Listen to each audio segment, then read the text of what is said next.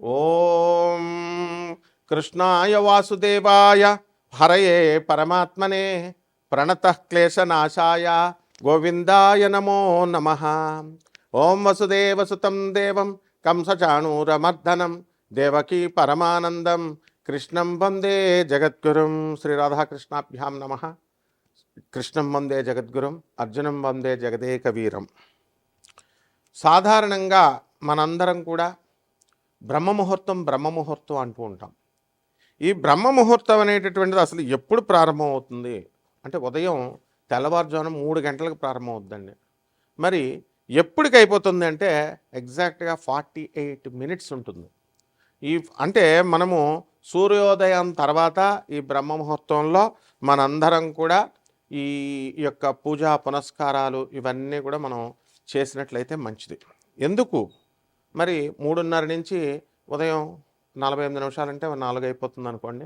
ఇంకా అక్కడి నుంచి సూర్యోదయం తెల్లవారుజామున 5కి అవుతుంది అనుకోండి ఉదాహరణకి. అలాగా ఆ టైంలో ప్రశాంతత, కామ్నెస్, ఎనర్జీస్, హై ఎనర్జీస్ ఉండడం ఇవన్నీ కూడా జరుగుతాయి. బాగుంది. అయితే ఆ సమయంలో దాన్ని ఏమంటారు? బ్రహ్మ ముహూర్తం. అంటే బ్రహ్మదేవుడు సృష్టిస్తాడనమాట. ఆ బ్రహ్మదేవుడు సృష్టించిన దాన్ని మనం ఏమంటామంటే, బ్రహ్మదేవుడు సృష్టించాడంటే క్రియేటర్, ఇన్నోవేటివ్ ఐడియాస్ వస్తాయి ఆ టైంలో.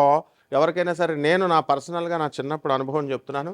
నేను రాత్రి 12 గంటలకు కూడా చాలా కష్టపడి మ్యాథ్స్ ప్రాబ్లము నేను చేసేవాడిని. చేస్తే ఎంత కష్టపడినా, ఎన్ని టెక్నిక్స్ ఉపయోగించినా నాకు ఆ లెక్కకు ఆన్సర్ రాత్రి వచ్చేది కాదు.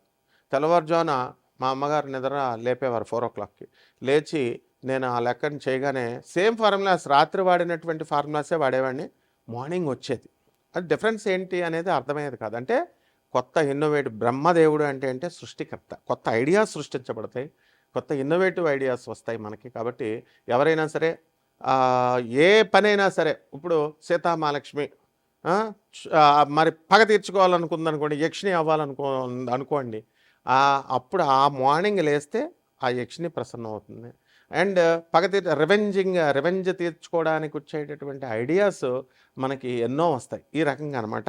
అయితే మనకి ఈ 2020 సంవత్సరం మే నెలలో మనం కనుక చూసినట్లయితే, ఇప్పుడు 2026 సంవత్సరం ఇప్పుడు ప్రజెంట్ మనం చూసుకున్నట్లయితే మే నెలలో ఈ మార్స్ ఏమో మేషరాశిలోకి కుజుడు రావడం, అలాగే శుక్రుడు జమినిలోకి అంటే మిథున రాశిలోకి ప్రవేశించడం, అదేవిధంగా ఈ యొక్క బుధుడు డబల్ మూవ్స్ ఉంటాయన్నమాట.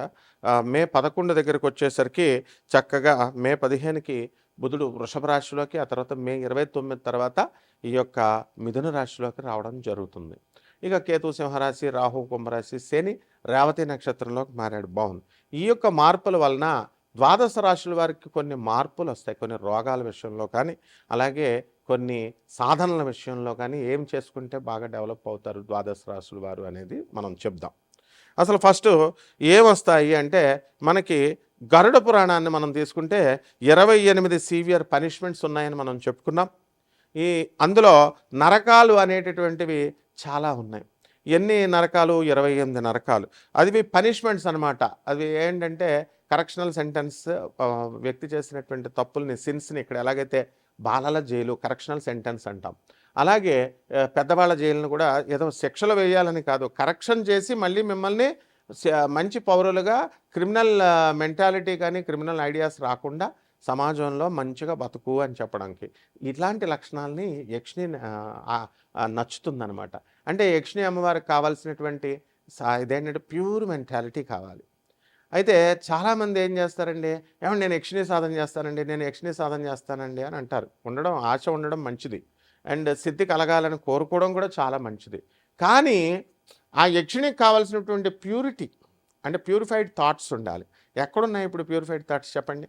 నేను యక్షిణి సాధన చేసేసానంటాడు ఒకడు, నాకు సిద్ధి అయిపోయింది అంటాడు ఒకడు, నేను అసలు సాధనే చేయలేదు అనేసి. అయినా ఒక్క 15 నిమిషాల్లో, జస్ట్ 15 మినిట్స్లో మీరు కనుక ఈ మంత్రాన్ని జపం చేస్తే మీకు మీరు తాకట్టు పెట్టుకున్న బంగారం విడుదలైపోద్ది 15 రోజుల్లో అని పెడతా ఉంటారు టైటిల్స్. అలాగే కోటాను కోట్ల రూపాయలు వచ్చేస్తాయి. ఇలాంటి పొల్యూటెడ్ టైటిల్స్ వల్ల, పొల్యూటెడ్ కంటెంట్ని చెప్పడం వల్ల ఆ పరమ పవిత్రమైనటువంటి యక్షిణీమాత సాధన గురించి అపోహలు ఉండిపోయినాయి.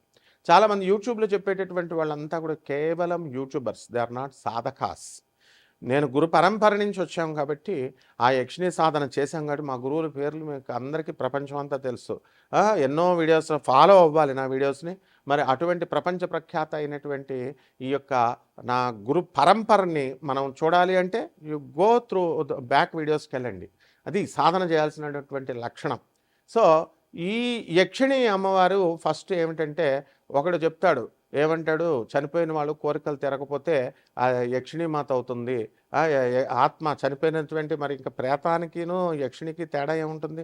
ఆఫ్టర్ ఆల్ మామూలు ప్రేతాన్ని తీసుకొచ్చి జగజ్జనని అయినటువంటి ఆ యక్షిణీ మాతను పోలుస్తున్నారు. సో ఇటువంటి యూజ్లెస్ ఫెలోస్ అందరూ చెప్పడం వల్ల యక్షిణి ఆ ఛానల్స్ అన్నీ కూడా కొన్ని ఛానల్స్ ఎంకరేజ్ చేయడం వల్ల ఏంటంటే వాళ్ళ కంటెంట్ నిండాలి. జనాలు కూడా ఎలా ఉన్నారంటే యక్షిణి అని కనబడితే చూస్తారు. అంతేగాని ఇంటలెక్చువల్ వే ఆఫ్ థింకింగ్లో ఎవడు చేశాడు ఎవడు చేయలేదు దీన్ని బ్యాలెన్స్ చేసుకొని మనం వెళదాం అనేటటువంటి ఆలోచన లేదు. సో ఈ యక్షిణికి ప్రకృతి యొక్క ఆత్మగా వివరించబడింది. మనకి ఈ యొక్క కుబేరుని మనం తీసుకున్నప్పుడు మనం ఏం చెప్తాము, కుబేరుడు యక్షరాజు, యక్షులకి ఈ పోస్ట్ ఇచ్చింది ఎవరండి? పరమేశ్వరుడు ఇచ్చాడు ఆయనకి. అంటే ఈ నిధి నిక్షేపాలు సంపదలకి నిక్షిప్తంగా రహస్యంగా అంటే కేవలం భూమి లోపల ఉండాలని కాదు, ఎనర్జీ సోర్సెస్ ఎక్కడైనా ఉండొచ్చు. అది ధన రూపంలో ఉండొచ్చు, నిధుల రూపంలో ఉండొచ్చు, గోల్డ్ రూపంలో, వెండి అనే అట్లా నిధులలాగా ఆలోచించకూడదు. అంటే కరెన్సీకి కావాల్సినటువంటి క్రియాశక్తి, ఆ డబ్బుల్ని జనరేట్ చేసేటటువంటి ఆ శక్తిని, ఆ నైపుణ్యాన్ని ఈ యక్షిణీమాత కంట్రోల్లో ఉంటుంది. ఎప్పుడైతే అలాగే ఫెసిలిటేషన్ ఉంటుంది.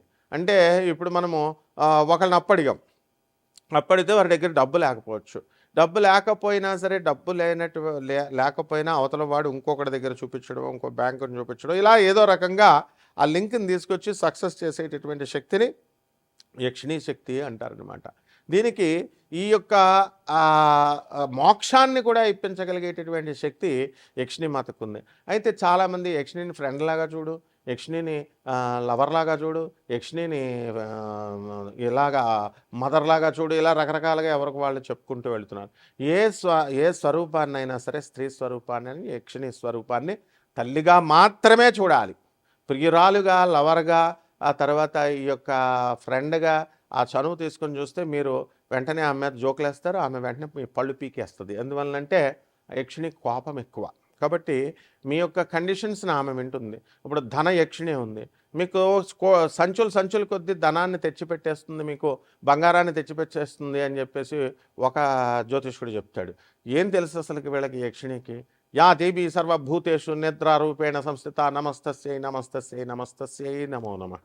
మాట్లాడుతుండగానే సీతామహాలక్ష్మికి నిద్ర వచ్చేసినట్లుగా, ఆ విధంగా నిద్రలోకి జారిపోయినట్లుగా యక్షిణీమాత మాట్లాడుతుండగానే మిమ్మల్ని కుబేరుని చేయగలిగే శక్తి యక్షిణికి ఉంటుంది. అలాగే ఎలాగా అంటే ఆ పని ఇస్తుంది, ఆ పని వర్క్ తెస్తుంది, అలాగే చేస్తుంది. ఇకపోతే ఈ యొక్క మరి అమ్మవారిని, యక్షిణి అమ్మవారిని కనుక మోసం చేసినట్లయితే మీ నైతికత దెబ్బతిన్నప్పుడు మీకు ఈ యొక్క శిక్షలు ఉంటాయి. ఏమిటది? క్రిమి భోజనం శిక్ష, వారం ఫుడ్, పురుగులతో తినిపిస్తుంది. తర్వాత కుంభీపాకంలో పడేస్తుంది. And you will be fired in ఆయిల్లో చేపలను వేపినట్టు వేపేస్తారు. చికెన్ షాపులు బయట చూడండి, ఫిష్ ఫ్రై, చికెన్ ఫ్రై వేపేస్తాడు, అలా వేపి పడేస్తుంది. అలాగే ఈ యొక్క తమీశ్రన్ డార్క్నెస్లో పడేస్తుంది, చీకట్లో. అదేవిధంగా శుచి ముఖం అంటే నీడిల్ మౌత్, ఈ రకంగా ఈ యొక్క నరకలోకాలు అనేటటువంటి చెప్పబడ్డాయి. యక్షిణీమాత అనుగ్రహంతో వైతరిణీ నదిని మనం దాటిస్తుంది. అలాగే కాలసూత్రము అంటే ఇక్కడ ఎంత వాల్కనస్ పేలితే వచ్చేటటువంటి ఆ వేడి, ఆ హెల్ అంత లోతుగా ఉంటుంది, అందులో పడేస్తుంది. కాబట్టి అంధకూపం, డార్క్ వెల్, ఇలా అనేక రకాలైనటువంటి ఈ యొక్క యమధర్మరాజు ఇచ్చేటటువంటి శిక్షల నుంచి తప్పించి ఆమె చక్కగా మీకు భూలోకంలో ఉన్నటువంటి ఐశ్వర్యాన్ని, సంపదల్ని అన్నిటిని కూడా మీకు ఇప్పిస్తుందన్నమాట. ఇకపోతే మనకి ఈ అబద్ధాలు చెప్తూ ఉంటాం సాధారణంగా వ్యాపారాల్లో. ఇటువంటి వాళ్ళంతా కూడా ప్రవచనకారులు అవనివ్వండి, జ్యోతిష్కులు అవనివ్వండి, స్వామీజీలు అవనివ్వండి, వీళ్ళంతా అబద్ధాలు చెప్పుకుంటూ వెళ్ళిపోతున్నారు. ఇలా చెప్పడం వల్ల సారమేయ పాకంలో పడేస్తుంది. కాబట్టి ఇవేం చేస్తాయంటే వైల్డ్ యానిమల్స్, డాగ్స్ ఇవన్నీ కూడా తిని పడేస్తాయి. అదేవిధంగా ఆయపానం, బ్రోకెన్ ఓట్స్, ఒకళ్ళకి ఇచ్చినటువంటి పవిత్రమైనటువంటి సాక్రెడ్ ఓట్స్ని ఎవరైతే తప్పుతారో అటువంటి వాళ్ళని ఆయాపానంలో పడేస్తుంది. అలాగే బెట్రేయల్ అండ్ చీటింగ్, తమీశ్రన్ అంటాం. ఎవరినైతే అబద్ధాలు చెప్పి మోసాలు చేసి చీటింగ్లు చేస్తామో అప్పుడు తమీశ్రం అనేటటువంటి దాంట్లో పడేస్తుంది. ముఖ్యంగా యక్షిణీమాత పరమ పవిత్రమైనటువంటి యక్షిణీ గ్రంథాలని, తంత్రశాస్త్రాల్ని, ఫాల్స్ స్క్రిప్చర్, ఉదంబర ఉదంబర అనేటటువంటి నరకంలో పడి తోలు తీసేస్తుంది యక్షిణీమాత గురించి చెప్పేటటువంటి వాళ్ళందరినీ కూడా ఆ సాధన తప్పుగా. ఏంట్రా మలమూత్రాలు తింటారా? ఎక్కడైనా మలమూత్రాలు తినాలా యక్షిణీ సాధన చేయడానికి? నువ్వు అసలు చేసావా ఫస్ట్? సో ఇక్కడ చెప్తుంది, misrepresenting sacred text or teaching false doctrines results in being crushed under heavy iron clubs. అది ఈ యొక్క చెప్పేటటువంటి సాధకులకు కానీ, ఎవరైతే మేము యక్షిణి కోసం ఏదో వ్యూస్ వస్తాయని తప్పుగా చెప్పకూడదు. యక్షిణీ మాతని మలమూత్రాలు తినాలి, సాధన చేయాలి, ఇలాంటి నాన్సెన్స్ అంతా కూడా బోధించకూడదు. సో ఈ విధంగా ఈ యక్షిణీ తల్లి అమ్మ అనుగ్రహం వల్ల మీకు 12 రాశుల వారు కూడా మీ మీ కష్టాల నుంచి బయటపడిపోగలుగుతారు. ఈ 12 రాశుల వారి మీద కూడా ఈ బ్రహ్మముహూర్తంలో చేసేటటువంటి సాధన, అప్పుడు రాత్రి అంటే ఏదో సినిమాలు అనుకుంటున్నారా? యక్షిణీ దేవత బ్లడ్ పోతుంది, ఏదో వెలుతురు పడితే బ్లడ్ పోతుంది, లోక అనే సినిమాలో చూపిస్తున్నాడు. ముమ్ముట్టి వేసిన బ్రహ్మయుగం సినిమాలో యక్షిణి కూరలో చూడడం, వండేసుకోవడం, తినేసేయడం ఇవన్నీ కాదు నాయన యక్షిణి చేసేవి. పరమ పవిత్రమైనటువంటి పార్వతీమాత హయ్యర్ ఎనర్జీ లెవెల్లో ఉంటే అదే తల్లి లోయర్ ఎనర్జీకి వచ్చి మనకి ఈ యొక్క తొందరగా ప్రసన్నమయ్యేటటువంటి దేవభటులు. యక్ష స్వరూపాయ జటాధరాయ అన్నాం. శివుణ్ణి యక్షరూపంలో మనం కొలుస్తాం. అలాగే కుబేరుణ్ణి వెంకటేశ్వర స్వామి వారికి అప్పిచ్చాడు ట్రెజరర్ అయ్యుండి. అట్లాంటి ఈ యొక్క యక్షిణీలు మనకి హెల్ప్ చేయడానికి ఉన్నాయి. కాబట్టి ఒక్కొక్క రాశి వారికి ఏ విధంగా మనం సాధన చేసినట్లయితే ఉంటుందో మనం ఈ వీడియోలో తెలుసుకుందాం. ధనుస్సు రాశి. ఈ ధనుస్సు రాశి వారికి అందరికీ కూడా భాగ్యంలో ఉన్నటువంటి కేతుగ్రహ ప్రభావం వల్ల మీకు అనేకమైనటువంటి సంపదలు మీకు కలుగుతాయి.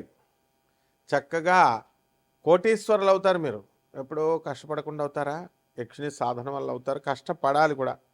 అలాగే సప్తమ స్థితిగతుడైనటువంటి గురువు, శుక్రుడు, బుధుడు మే 29, 2026 సంవత్సరం తర్వాత ఈ యొక్క ధనుసు రాశి వారందరూ కూడా నెంబర్ 1 స్థానాల్లోకి వెళ్ళడానికి అవకాశాలు ఉంటాయి. అయితే ఈ రాశి వారికి అర్ధాష్టమంలో ఉన్నటువంటి శని మరి రేవతి నక్షత్రంలో ప్రవేశించడం అనేటటువంటివి జరిగింది.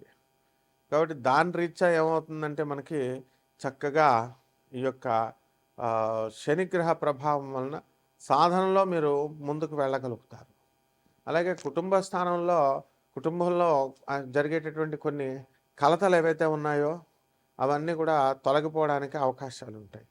ఫ్యామిలీ మెంబర్స్తో డిస్ప్యూట్స్ ఇలాంటివన్నీ కూడా తొలగిపోవడానికి అవకాశాలు అధికంగా ఉంటాయి. అదేవిధంగా ఈ యొక్క ధనుసు రాశికి మనకి ఈ గురుడు, శుక్రుడు, బుధ గ్రహాలన్నీ కూడా మీకు మంచి స్థానాల్లో సప్తమ స్థితిగతుడై ఉన్నారనమాట. దానివల్ల 10th క్లాస్ చదివిన బొడ్డోళ్ళ వల్ల కూడా మీకు ధన సహాయము, ఇతర సహాయాలు అనేటటువంటివి మీకు కలుగుతూ ఉంటాయి. ఏది చిన్న అబ్బాయి కదా, ఈ బొడ్డోడు కదా, 10th క్లాస్ చదివాడు, వీడు ఏం చేస్తాడు అనుకుంటారు. వాడి వల్ల ఎన్నో విశేషమైనటువంటి లాభాలు బాలగ్రహం అనమాట ఉంటాయి.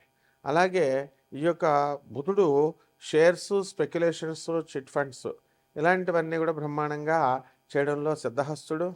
అందువల్ల లాటరీలు తగిలేటటువంటి అవకాశాలు ఉన్నాయి.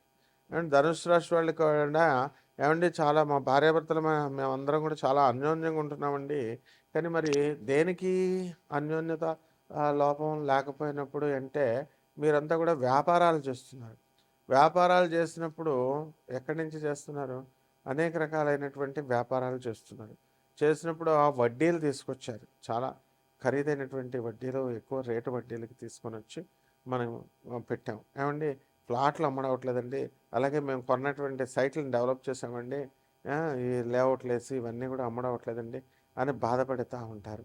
సో ఇవన్నీ కూడా అయిపోవడానికి అవకాశాలు ఉంటాయి. ఇవన్నీ కాదండి, అసలు యక్షిణీ సాధన చేయడం ద్వారా మీకు ఆరోగ్యం మొట్టమొదటిగా చాలా మంచిగా అయిపోవడం అనేటటువంటిది జరుగుతాయి. ఇప్పుడు సకల ఐశ్వర్యాలు కొన్ని కోట్ల రూపాయల గడ్డి తిని సంపాదించినటువంటి వాళ్ళు ఉన్నారు. కానీ వాళ్ళ ఆత్మ చనిపోయిన తర్వాత ఇప్పుడు ఏ కుక్కగానో నక్కగానో మురికి కాలువలో పందిలాగానో పుట్టి ఉంటారనమాట. No one will get that noble శరీరం అనేటువంటిది రావడం చాలా కష్టం. కాబట్టి ఎవరికి అవినీతి పరులకు ఎందుకు ఇస్తాడండి యముడు? కాబట్టి ఈ రాశి వారికి అందరికీ కూడా ధనుస్సు రాశి వారు ఈ యొక్క సాఫ్ట్వేర్ రంగంలో ఉద్యోగాలన్నీ కూడా బ్రహ్మాండంగా చేయడం జరుగుతుంది. మరి కుంభములో ఉన్నటువంటి రాహుగ్రహ ప్రభావం వలన సాఫ్ట్వేర్ వృత్తుల్లో ఉన్నటువంటి వాళ్ళు ఎవరైనా సరే ఉన్నట్లయితే వాళ్ళకి ఈ ధనుస్సు రాశి వల్ల లాభాలు జరగడం అనేటటువంటివి జరుగుతాయి. కాబట్టి ఈ ధనుస్సు రాశి వారికి నూతన వస్త్రాలంకరణలు, నూతన బట్టలు కొనుక్కోవడం ఇలాంటివన్నీ కూడా అండ్ మృష్టాన్న భోజనాలు ఇవన్నీ కూడా మనకి జరగడం జరుగుతుంది. కాబట్టి భౌతిక పరంగా ఇంకా మీ వ్యాపారాలు, ఈ బట్టల షాపులు, ఈ యొక్క బంగారము, జీరో గార్మెంట్స్, 1% 1 గ్రామ్ గోల్డ్ ఇలాంటి బిజినెస్లు అనేక రకాలు ఉన్నాయి కదా. ఆ అన్ని రకాల బిజినెస్లో కూడా సక్సెస్ అవ్వడానికి మనకి ఈ యొక్క ధనుసు రాశి వారికి అవకాశాలు ఉన్నాయి. ముఖ్యంగా ఈ శత్రువుల యొక్క పీడ అనేటటువంటిది ముఖ్యంగా పోవడం అనేటటువంటిది జరుగుతాయి. రవి బుధులు ఇద్దరు కూడా మనకి మే 15 తర్వాత వృషభ రాశిలో ఉన్నారు. కాబట్టి ఇది మంచిది. ఇది అలాగే మీ పుత్రులు మంచి బ్రహ్మాండంగా సెటిల్ అవ్వడానికి అవకాశాలు ఉంటాయి, ముఖ్యంగా మగ పిల్లలు. ఇక పరిహారాల దగ్గరికి వచ్చేసరికి శని పంచమ స్థితిగతుడై ఉన్నాడు. శని జపం చేయండి, శని స్తోత్రాలు చదవండి. శనికి కిలోంపావు నల్ల నువ్వుల్ని, నల్లని వస్త్రాన్ని ఇచ్చి పేద బ్రాహ్మణులకి శనివారం ఉదయం 8 గంటలకు దానం చేసుకోండి. అలాగే జమ్మి చెట్టుకి నీళ్లు పోసి పెంచండి. జమ్మి చెట్టుని చక్కగా మీరు ఓం శనేశ్వరాయ నమః, ఓం రాహవే నమః అంటూ జపం చేసుకోండి. బ్రహ్మాండంగా ఉంటుంది. శుభమస్తు.